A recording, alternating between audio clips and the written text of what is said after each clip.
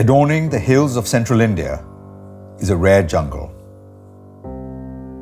an oasis in an otherwise rocky and unforgiving landscape, desolate and vast.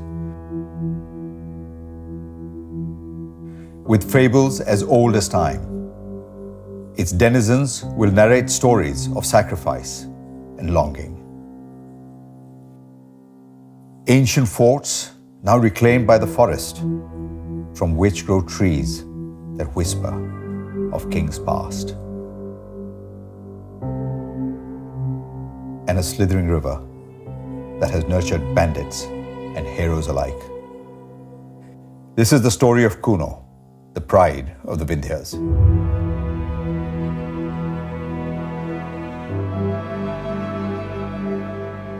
"750 square kilometers of pristine wilderness, picturesque and full of wildlife. Breathtaking views and adventure at every turn. A lot has gone into making Kuno what it is today. As soon as you reach the park's gate at Tiktoli, you find yourself speaking of lions and the possibility of their arrival here. Once, not so long ago, Asiatic lions ruled the wilderness from Turkey to central India. With changing times and modernization, their habitat got limited to a fraction of what it used to be. A few isolated pockets have recorded their presence in erstwhile Gwalior state as recently as the 1850s. And finally, the last dwindling population found refuge in Gir. Following the prohibition on the hunting of Asiatic lions, their numbers saw a steady growth. But the Gir forest now faces the problems of plenty. It has reached a point where the lions have started venturing out of the protected areas. And yet, the biggest threats to the lions are the lions themselves. Because you see, the current population of Asiatic lions all come from the same family, exposing the species to all the risks related to genetic depression. For their long-term survival, conservationists realized they needed another home for the lions.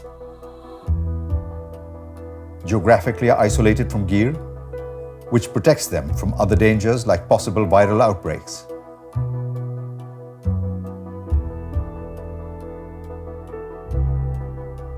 After a detailed study that began in 1991, the Wildlife Institute of India came up with 3 potential forests that met the requirements. Out of those, Kuno looked the most promising due to its climate, prey base, and tree cover. The talk of bringing lions to this landscape is not new. In 1920, His Highness Madhavrao Scindia I was already working on an audacious plan befitting a Maharaja. The massive enclosures at Dobkund are a window to the past. Upon the king's royal decree, a few lions were brought here from Africa, which he planned to release into the wild.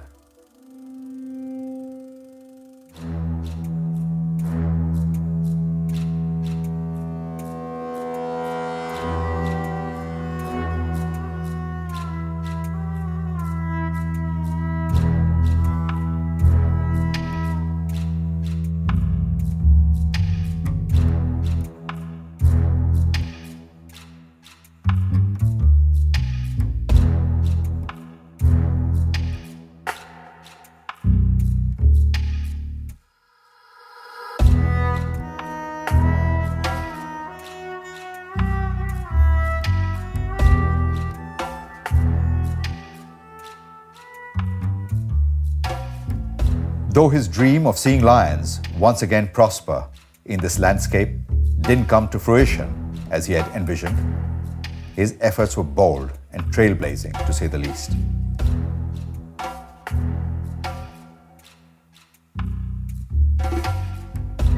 The walls of these huge enclosures still seem to echo with their soft rumblings, and the gorge outside resounds with their roar. Some even claim to hear the lions at night, a fantasy one wouldn't want to indulge in. But when the Forest Department officially started working on it, the goal was to create an inviolate space for the translocated lions, for which the 24 villages located inside the park, sheltering more than 1,500 humble households, had to be shifted. Their routine activities would disturb the cats, and likewise, a pride of lions lurking in the backyard would be a threat to the people and the safety of their cattle. An ambitious plan was laid out to execute the Herculean task of relocation of the villages. The offer to move from their native land was well received by the Saharias, a simple tribal group, and other communities living inside the forest. Although their land was fertile, living in these remote settlements inside a forest had numerous challenges. On the one hand, the river offered irrigation for farming. But on the other hand, the fractured landscape gave shelter to dacoits.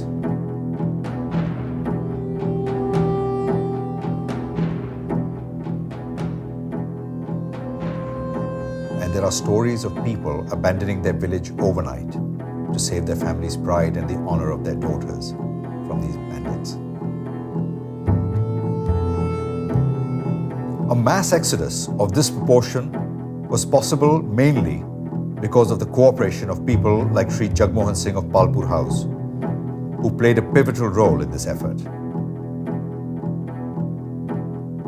With the combined efforts of the Forest Department, village elders and community leaders, all 24 villages were successfully shifted to the park's fringes between 1998 and 2003.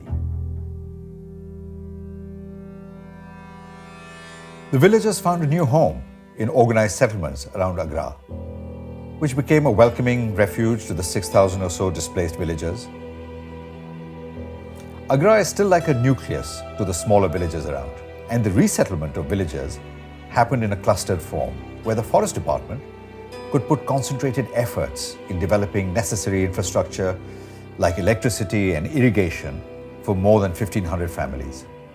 Inside the park, these abandoned village sites have now been taken over by scrub jungle and grasslands. Dilapidated remains of old houses can still be seen at various locations in the park. Yet, as you look at these ruins, it makes one feel humble and grateful at the sacrifice of the people who willingly left their homes to make way for wildlife.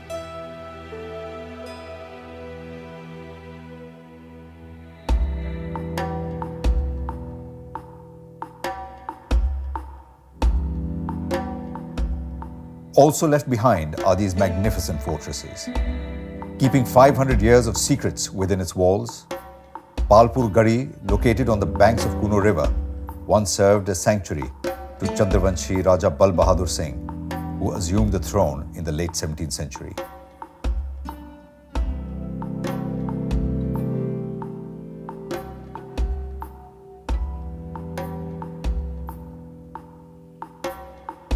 Looking at this imposing structure from across the flowing river at sunset is a wondrous sight.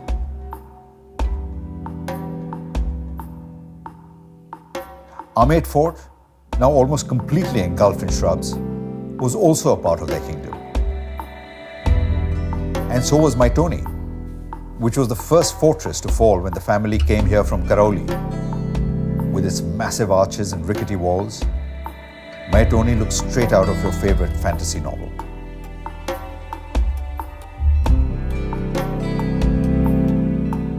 The folklore and tradition of this region is still protected at the ancient shrines of Dhuret Baba and Ran Singh Baba.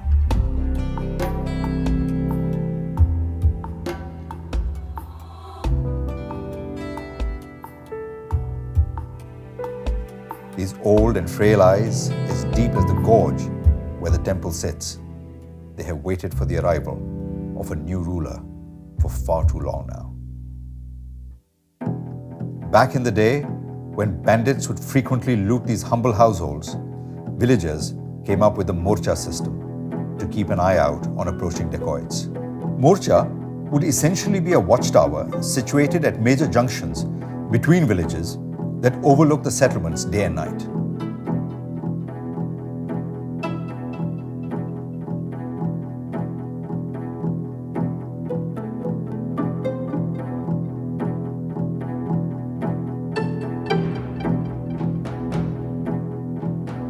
Taking inspiration from this ancient technique, Kuno now has watchtowers at strategic locations dotted across the park to keep an eye out on potential threats. Standing as tall as a 5-story building on the edge of a cliff, they are definitely not for the faint-hearted.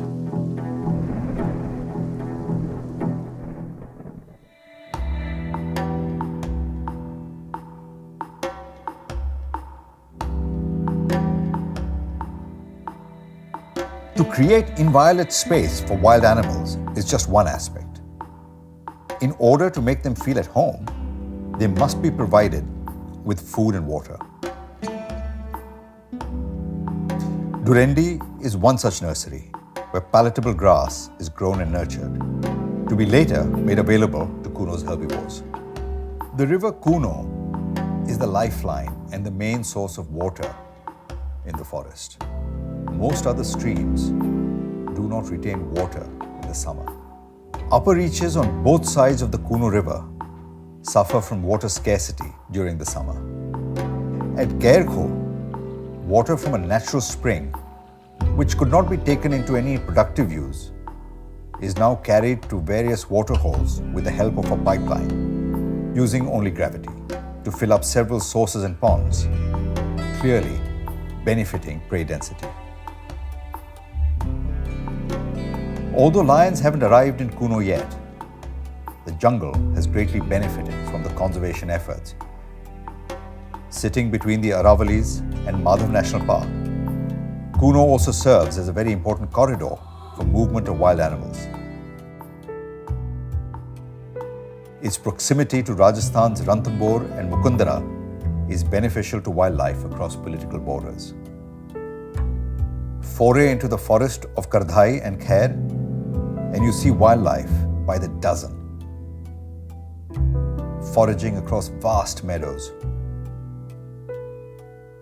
Some grasslands here are bigger than most at Kanha and Bandhavgarh. It is believed that Kardhai is a tree that turns green with just humidity even before the first monsoon showers arrive. And that is symbolic of Kuno's survival spirit, its never say die attitude.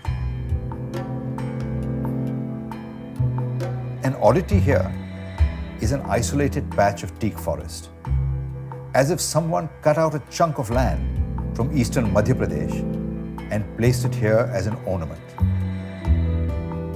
Herds of spotted deer against the backdrop of Vindhyan hills is a sight to behold. And it is a paradise for birding enthusiasts.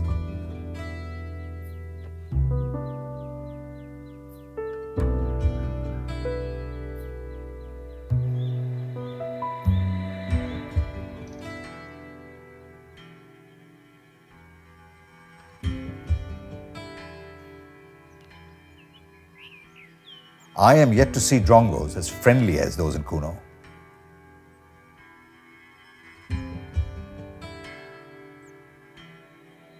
As soon as biotic pressure was removed, nature bounced back. And from a herbivore density of 2.5 per square kilometers, it now stands at an astounding 65 per square kilometer.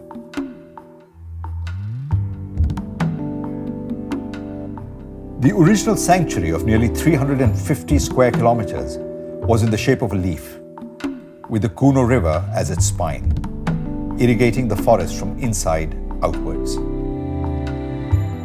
In 2018, another 400 square kilometers were added to it, and Kuno's status was upgraded to National Park, a prerequisite to host Asiatic lions.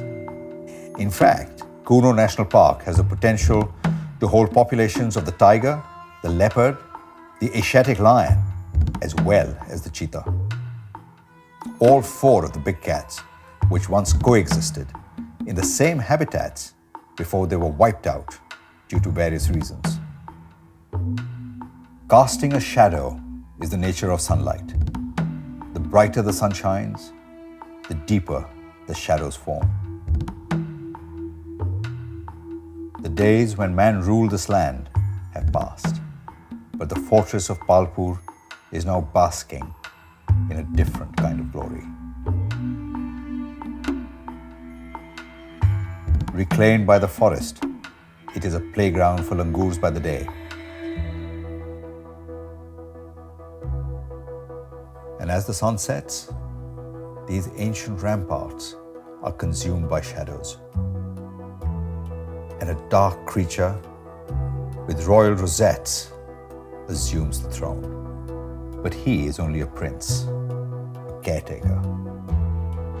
The fort, the forest, and all its denizens still await the arrival of its rightful monarch.